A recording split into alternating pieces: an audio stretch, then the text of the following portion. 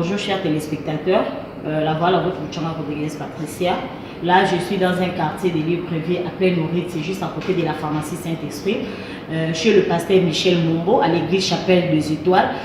Mais avant que je vous présente d'abord notre invité, je salue d'abord mon équipe technique, Blandi Diama Blanc, Mama Bobi, et mes bisous spéciaux à ma mère Lili Mavingangonga et ma soeur Nana Sangonga en direct de Paris. Et comme dans le Bakassia Nana Adil Malangma, Banzambi quoi, José Nzoukable. Check. Les amis de Monique TV, je vous présente notre invité. Bonjour pasteur. Bonjour. Pouvez-vous présenter vous-même? C'est le pasteur Michel Mbombo de la Chapelle des Étoiles à Libreville au Gabon, 6 à Pleine-Maurice, en face de la nouvelle pharmacie. Et voilà, je suis là. Et pasteur, pouvez nous expliquer d'abord quand est-ce que vous avez commencé votre ministère? Mon ministère, j'ai commencé le ministère il y a longtemps. J'étais d'abord fils de quelqu'un, ça veut dire je travaille avec un père spirituel. Depuis 2002, j'ai commencé mon ministère tôt. Le ministère c'est l'appel. Et depuis 2002, j'ai commencé avec mon père spirituel. Et on a fait 12 ensemble. Et en 2014, officieusement, j'ai commencé la Chapelle des Étoiles. Ensuite, officiellement en 2015, vers la fin, vers novembre-décembre, j'ai commencé officiellement la Chapelle des Étoiles que je dirige aujourd'hui en tant que leader numéro 1 de cette grande vision. Mais pasteur, pourquoi vous avez choisi seulement les étoiles? Parce qu'il y a aussi la lune, tout ça, vous avez choisi seulement les étoiles. Ah oui, mais les étoiles, c'est comme le modèle ou la référence des enfants de Dieu. La Bible dit lorsque Dieu appela Abraham, le premier signe qu'il a montré à Abraham, c'est d'abord les étoiles. Et il a dit à Abraham, tel que tu vois les étoiles, telle que sera ta postérité. En fait, il a identifié la descendance d'Abraham par rapport aux étoiles. Et Joseph, un jour, il a fait un rêve. Il a vu une étoile, c'était Joseph lui-même, il s'est vu qu'il était d'abord une étoile, parce que l'étoile, c'est quelque chose qui brille. L'étoile ne reste pas là où il y a tout le monde. L'étoile marque toujours la différence et l'étoile a toujours un endroit précis, car la Bible dit l'étoile reste en haut. Et lorsque Jésus-Christ est venu, il est venu sous forme d'une étoile. Il est venu comme une étoile brillante du matin. Et la Bible dit, Hérode qui était assis sur le trône, il a vu cette étoile-là. Et l'étoile, c'est quelque chose de très très prophétique. Parce que l'étoile reçoit la lumière de la lune ainsi que du soleil. C'est pourquoi pour la petite chose, la Bible dit Joseph a vu une étoile au milieu de 11. Ensuite, à côté, il y avait le soleil, il y avait la lune. Et nous sommes le modèle de l'Éternel et Dieu nous a parlé que nous sommes des étoiles. Si il a dit Abraham, c'est ta postérité, ça veut dire notre modèle et notre référence. C'est tout à fait les étoiles. Et les 12 tribus d'Israël, qui sont les 12 étoiles, les enfants de Jacob, c'est la représentation des étoiles. Ça, nous sommes des étoiles. Donc, quel que soit ce qui arrive, Dieu nous a déjà donné une position. Comme Job disait, l'Éternel est mort et tenté, il s'élèvera les derniers. Nous, enfants de Dieu, par rapport à la destinée, nous sommes déjà comme des étoiles. Ça veut dire qu'il pleuve ou qu'il neige, nous allons toujours rester en haut et non en bas. Vous pouvez nous expliquer un peu par rapport à la lumière que j'ai vue derrière les étoiles, comment j'avais fixé une étoile rouge et du coup j'ai vu la lumière derrière. Vous pouvez nous expliquer un peu si ça dit quoi? C'était un jour de culte, oui, je me souviens. J'avais dit au peuple de Dieu de fixer, que chacun fixe son regard sur les étoiles. L'étoile rouge, c'est la puissance, c'est le pouvoir. Ça veut dire au-dedans de toi, il y a quelque chose qui s'incarne, qui s'appelle puissance et pouvoir. Et vous allez toujours constater que dans ta vie, Dieu te met toujours à la première place et tu as la facilité, tu as cette capacité de la domination. Et la domination, c'est une robe que Dieu ne donne pas à tout le monde. Et lorsque nous sommes dans la maison de Dieu, on est accompagné des armées invisibles. L'église est composée de murs et des hommes. Mais au-delà de ça, nous sommes entourés des armées et des armées. Et nous sommes entourés des éléments invisibles que nous ne pouvons pas expérimenter. Et quand tu regardes, tu vois que derrière une étoile, il y a une lumière qui se déclenche. Ce n'est pas en vain. Ça veut dire au-dedans de toi, ta petite, la lumière, elle était déjà réduite. Elle était déjà petite. Mais il fallait voir cette lumière-là pour que l'Éternel Dieu des armées te donne cette grande lumière qui fera de toi une femme qui va éclairer. C'est ce qu'il nous dit dans le livre d'Ésaïe. Lève-toi, sois éclairé car ta lumière arrive. Aucun homme ne peut pas marcher s'il n'a pas une forte lumière sur son corps. Et le corps, c'est le monde spirituel. Et quand nous sommes dans un monde environné de témoins, de nuées, de la haute présence de Dieu, automatiquement on peut voir les choses au-delà même. Dieu peut te montrer même les images que tu n'as jamais vécues depuis que tu es né. C'est pourquoi nous sommes dans la maison de Dieu, pas comme des hommes, nous sommes dans la maison de Dieu comme des esprits. Parce que vous avez fait cette envie comment de devenir pasteur. Vous étiez d'abord malade, il y a un problème qui vous est arrivé, qui vous a envoyé d'aller auprès de Dieu et du coup vous êtes devenu pasteur. D'abord moi, c'est le métier que je n'aimais pas. Je me souviens à l'époque, quand les hommes de Dieu venaient évangéliser mes grandes sœurs, je les insultais presque, parce que je me disais que c'est n'importe quoi. J'étais focalisé dans mes choses, mais j'ai compris que Dieu m'a pris de nulle part, ça veut dire je travaille quelque part. Et lorsque je n'avais pas de travail, on m'a chassé. Et cet homme m'a dit, moi-même j'ai occasionné cette affaire pour que tu travailles pour moi. Et j'avais mal compris cette parole. J'ai tenté d'abord à l'islam et ça n'a pas marché. Je voulais être musulman, ça n'a pas marché. Et un bon matin, en 96, il m'a dit, écoute, c'est maintenant le temps. Je fais semblant en 97, je fais semblant en 98. Je me suis donné totalement, bien même que je partais à l'église comme tout le monde, je partais toujours à l'église, mais je ne le servais pas. Et tout a commencé en 99, quand il m'a saisi dans ma chambre. Il m'a dit, c'est maintenant ou jamais. Si tu m'abandonnes, je te tue. J'étais obligé, cette parole m'avait fait peur.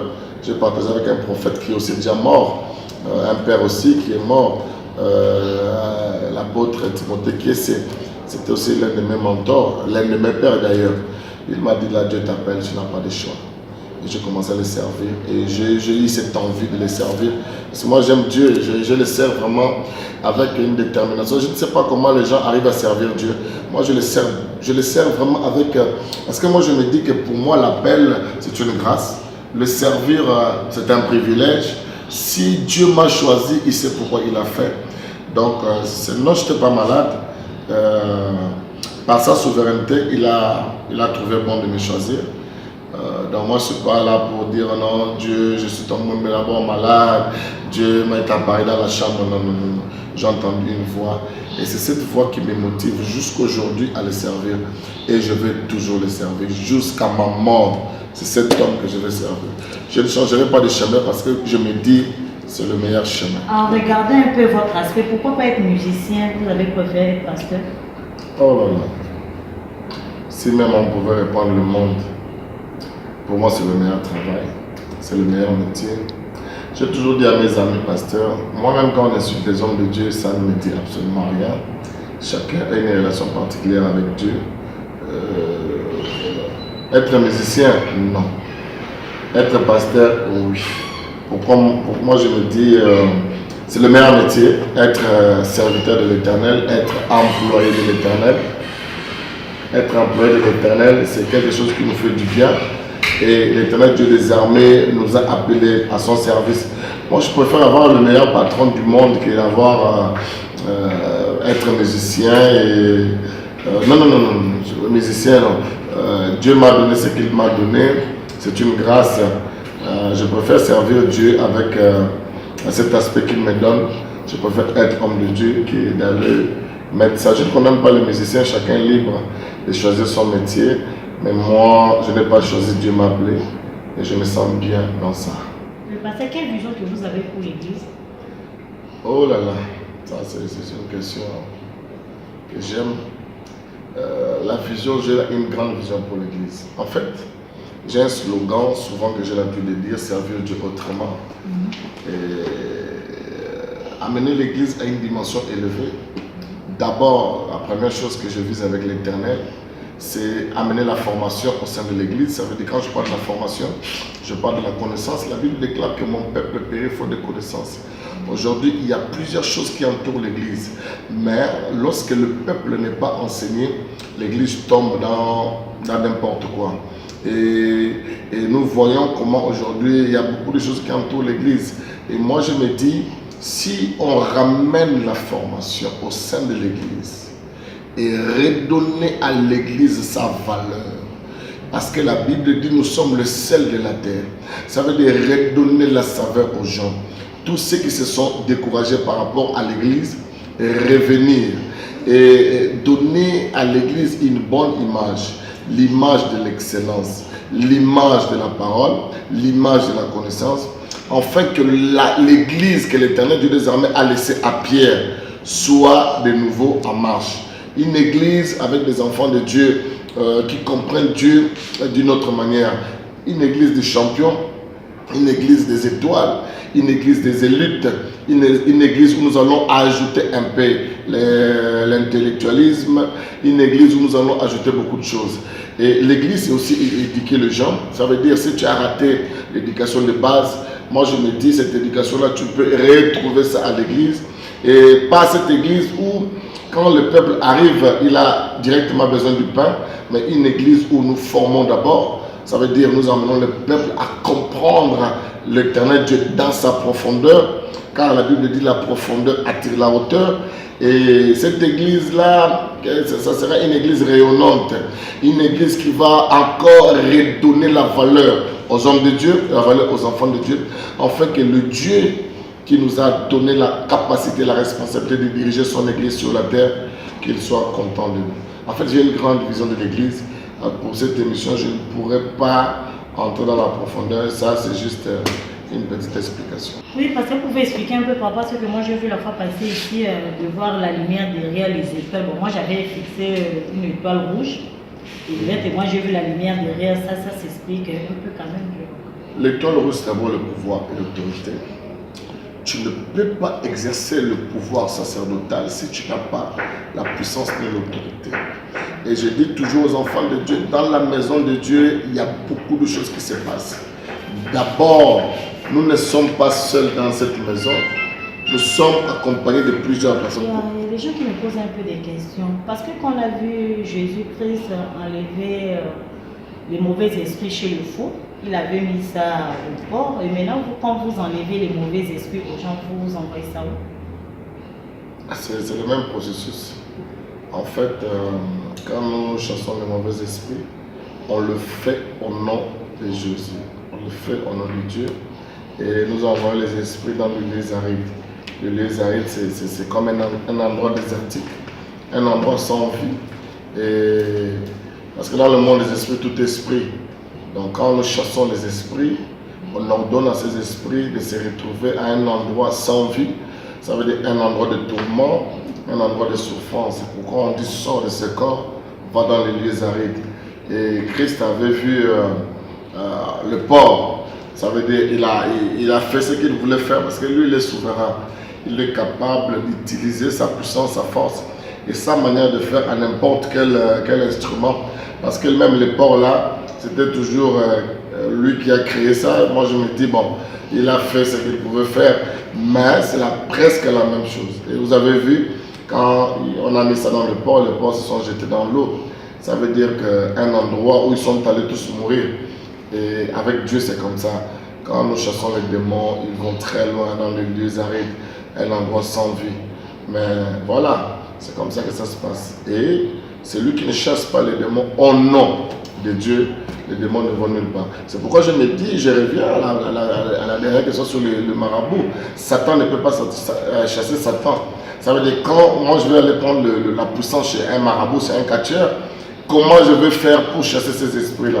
Ça veut dire que c'est n'importe quoi. Si j'ai mon Dieu, je chasse tout esprit au nom de ces dieux-là. Et il sait là où jeter tous ces esprits-là, dans les liens loin des enfants de Dieu, pour que ces derniers soient totalement libres. Pasteur, par rapport à l'église, vous avez besoin d'aide, les gens qui peuvent venir vous soutenir aussi? L'église, la chapelle des étoiles, pour le moment, je suis entouré par de meilleurs collaborateurs, ce sont mes enfants. Ils travaillent bien, mais moi je suis exigeant en fait. J'aime la perfection, j'aime les choses bien faites. J'aime travailler dans l'esprit des grandeurs, j'aime travailler comme Dieu, parce que notre Dieu, il est trop exigeant. C'est pourquoi il ne descend pas à n'importe quel moment, il est la mise en place terminée. Donc, l'aide, oui, ça ne manque pas. Si ça se présente, on prend. Mais pour le moment, je suis entouré avec mes enfants. Et si quelqu'un veut travailler avec nous, la porte est grandement ouverte, c'est la maison de Dieu. Si quelqu'un veut nous aider, je ne sais pas, n'importe quel domaine, il peut le faire. Nous sommes là, nous sommes dispo. Nous avons déjà donné nos numéros, les numéros de contact. La personne peut nous appeler. Si la personne a besoin d'une prière, on est là. Si la personne a besoin d'un soutien spirituel, on est là. Mais personne ne peut dire que non, j'ai tout, je me suffis et je n'ai pas besoin de gens. Non, non, non, non. On a toujours besoin de quelqu'un dans la vie. Et si cette personne arrive, nous sommes là. Et la chapelle des étoiles, c'est une église remplie d'amour, une église sociale, une église qui sert Dieu d'une manière un peu spéciale. Et nous sommes là, ouverts à tout le monde. Parce que vous avez demandé aux gens d'apporter les clés, vous allez produire dans des bouteilles de vin, tout ça. En fait, je suis un homme compliqué. Je suis connecté au grand esprit. J'aime bien les rituels parce que la Bible de Genèse, Apocalypse, c'est Dieu. Notre Dieu n'a fait que des rituels parce que même là, toi qui me poses des questions, tu es même les rituels de l'éternel. Ça veut dire que tu es une composition de l'élément terre, l'élément eau, l'élément feu et l'élément air. Donc ça veut dire que nous sommes déjà les fruits des rituels. Et j'ai demandé la clé parce que la clé joue un grand rôle dans le monde spirituel. Et il y a des choses qu'on ne peut pas ouvrir avec le parlement, il y a des choses qu'on ouvre avec une clé. La clé devient comme un code, la clé devient comme un élément très spirituel. Parce qu'il y a des niveaux de la spiritualité, si tu n'as pas la clé, tu ne peux pas avoir accès. C'est pourquoi lorsque l'Éternel Dieu des armées parle à Pierre, il dit je te laisse les clés. Il parlait de quelles clés? Il parlait d'un système. Il dit ce que tu lieras sur la terre sera lié au ciel. Ça veut dire que la clé devient quelque chose de très important. Et j'avais demandé aux gens d'amener la clé et le vin. Pourquoi? Parce que le vin c'est une clé. Lorsqu'il est monté à la croix, la Bible dit qu'il a donné son sang pour nous. Et à cause de ce sang-là, la Bible dit on a été sauvés. Il a donné son sang pour que ceux qui sont malades puissent être guéris. Ça veut dire que le sang devient une clé. En fait, en d'autres termes, la clé que j'avais demandé, c'était une clé physique. Et lorsque la clé l'a croisé le sang, automatiquement, quand le ciel regardait, le ciel ne voyait qu'une seule clé, qui est le sang. Et lorsque tu prends la clé physique, tu trempes ça dans le sang, automatiquement ta clé physique disparaît et la clé de l'Éternel Dieu des armées, qui est son sang, peut ouvrir n'importe quel endroit qui était fermé. Et j'avais dit, je vais balancer ça sur le carrefour. Le carrefour qui est le porte-parole d'une ville. Et chaque carrefour dans la ville, c'est l'image d'une porte. On ne peut pas croiser une porte sans que la porte ne s'ouvre pas. Et un homme qui n'a pas la clé ou bien qui n'a pas les clés, c'est un homme qui va beaucoup souffrir. C'est pourquoi j'avais dit aux enfants de Dieu, tu ne peux pas faire un pas dans la spiritualité si tu n'as pas la clé. Et cette clé-là, c'est le sang de Jésus-Christ de Nazareth. Et quand il a donné son sang, il n'y a pas de spiritualité sans le sang. C'est pourquoi tu vas voir qu'il y a des personnes qui sacrifient les êtres humains pour avoir des postes, pour avoir l'élévation. C'est la clé pour l'introduire de l'autre côté. Et nous avons la meilleure clé, qui est Jésus-Christ de Nazareth, à cause de son sang. Vous pensez qu'il passe souvent chez les Ganda chercher un peu le pouvoir, comme par exemple un candidat congolais qui est passé à la télé, il a cité même les noms de certains pasteurs qui partent chez lui pour aller prendre le pouvoir de faire tomber les gens, de prophétiser. Par rapport à vous, vous trouvez ça, est-ce que c'est possible aussi un nombre de départ visiter un Ganda pour avoir le pouvoir? Déjà, j'aimerais dire que le Nganga n'a pas le pouvoir. Il n'a ni pouvoir, ni onction, ni puissance. parce que c'est Dieu qui appelle. La Bible dit, lorsqu'il donne la vision, il donne la provision. C'est Dieu qui appelle, c'est Dieu qui donne l'appel à ses serviteurs. Maintenant, dans le parcours des hommes, il y a toujours une part de responsabilité où l'homme veut chercher un peu trop. C'est là où nous tombons dans tout ça là. Et si un ganga qui passe à la télé, qui cite le nom des hommes de Dieu, il peut le faire. Et quelqu'un peut aller voir un ganga pour, je ne sais pas, pour aller se faire voir, mais moi je me dis, aller voir un ganga, c'est rabaisser Dieu, c'est carrément l'insulter, c'est montrer que Dieu ne peut rien, que Dieu ne vaut rien. Ça veut dire, au lieu d'aller chercher le ganga, je préfère me retirer du sacerdoce et de ne pas servir Dieu, parce que moi je me dis, je ne peux pas aller fréquenter un ganga. C'est monsieur qui est passé à la télévision, nous tous on a suivi sur YouTube. Mais moi je me dis, il raconte sa vie, mais s'il y a quelques hommes de Dieu, oui, mais pas tous. Et moi je me dis, Dieu a la puissance plus qu'un catcheur, plus qu'un ganga, plus qu'un marabout. C'est Dieu qui incarne la meilleure puissance qu'on peut expérimenter dans ce monde. Moi je préfère m'attacher à Dieu. Il fera au moment opportun au lieu d'aller voir les hommes aujourd'hui qui nous exposent à la télévision. Par rapport à d'autres personnes qu'on voit souvent des prophéties sur les célibes, tel personnage, le type rouge, bleu, tout ça là, est-ce que tout ça aussi c'est biblique Oh, Dieu est souverain. La prophétie est sans limite. La prophétie va très loin. Mais l'homme, la Bible dit, nous prophétisons partie et Dieu aussi nous montre en partie. Tu peux voir tout ce que tu viens d'énumérer là, mais tu n'es pas obligé de le dire. Parce que quand tu regardes l'intimité d'une personne, moi je vois, ça ne change rien par rapport à sa vie. Tu peux prophétiser l'essentiel et la personne sera édifiée. Parce que la prophétie, c'est d'abord, c'est Dieu qui donne l'intelligence, c'est Dieu qui inspire. C'est Dieu qui nous amène dans ce monde-là pour prophétiser. Et maintenant, avec tout ce qui entoure l'église, où les gens sont curieux, les gens veulent aller encore très loin, et les gens ils cherchent à dire n'importe quoi et n'importe qui. Et c'est ce qui cause problème. Oui, je dis Dieu est capable de montrer le dessous d'une personne, mais ça ne sert à rien de le dire en fait. Ça ne sert à rien de le dire. Parlons de l'essentiel.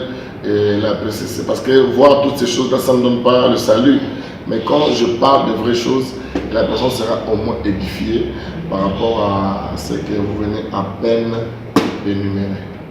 C'est comme il y a des gens qui partent consulter les gangas, les hommes impuissants, tout ça là. Est-ce que l'impuissance sexuelle, ça se sonne aussi par la prière? Bien sûr, pourquoi pas, toutes les paroles. L'impuissance, ce n'est que la parole. Dans le monde de Dieu, toutes les paroles, au niveau de la parole, il faut seulement enlever la parole négative pour remplacer une parole positive. L'impuissance, c'est une parole négative qui est sur l'homme. Et c'est juste remplacer, c'est comme une voiture que tu amènes chez le mécanicien. On enlève la mauvaise pièce, on remplace par une autre pièce. Ça veut dire quoi? Ça veut dire que l'homme, c'est la parole. Et tout ce qui est comme partie du corps de l'homme, on appelle ça aussi parole. Et dans le monde de la parole, il y a le change. Et Dieu est capable de tout. Si un ganga peut soulager, parce que lui ne soigne pas, il soulage. Dieu guérit. Parce que c'est lui qui guérit, c'est lui qui soulage, la maladie peut revenir. Mais Dieu, lorsqu'il a les cas comme ça, comme les cas d'impuissance, Dieu guérit parce qu'il porte le nom le plus élevé, il s'appelle Jéhovah Rapha, le Dieu qui guérit. Ça veut dire il fait tout ce que l'Nganga fait, mais plus que ça. L'Nganga ne fait absolument rien, il fait une petite partie parce que Dieu est au contrôle de tout. Et moi d'abord je ne prie même pas pour l'impuissance, il suffit seulement que je te regarde, je te dis là où tu es, reçois ta guérison. Automatiquement les choses reviennent en place. J'ai croisé deux messieurs depuis que nous avons cette assemblée. D'ailleurs même cette salle c'est un témoignage. Un monsieur était impuissant et j'ai prié pour lui depuis les téléphones. Et il a donné cette grosse offrande qui nous a permis d'avoir cette salle et d'être aujourd'hui ici. Et quand je regarde cette salle, je vois c'est le fruit du miracle. Les Nganga ne peut pas faire ça. Les Nganga sont obligés d'avoir les petits produits de gauche à droite, mais Dieu seul avec la parole. Il te dit, qu'il te soit fait selon ta volonté. Il te dit lève-toi, tu es guéri. Il te dit ta foi t'a sauvé. Rien que par la parole de Dieu, il dit seulement un mot et la chose s'accomplit. L'impuissance c'est quoi? C'est rien du tout. C'est même un jeune enfant. Lorsqu'il te dit désormais tu n'es plus impuissant, tu n'es plus impuissant. Toutes tes paroles, et lorsque l'homme est parole, quand il dit une parole et la personne retrouve son corps, il retrouve tout ce qu'il a perdu. Et c'est pourquoi je dis c'est possible. Moi je me dis vos histoires d'Nganga, moi je ne peux pas. C'est la petite puissance. Même quand tu rentres dans le monde spirituel, l'Nganga est plus bas, très bas. Même un enfant de Dieu qui s'est converti aujourd'hui, il est plus puissant même que l'Nganga. Ça veut dire quoi? La spiritualité, c'est les niveaux et les niveaux. Dieu, c'est le niveau super, c'est le top. Même celui qui est dans la maçonnerie, même celui qui est Nganga, lorsqu'il avance, il arrive dans un couloir au fond, il croise Dieu. C'est pourquoi il y a une seule parole que l'homme donne toujours à la fin.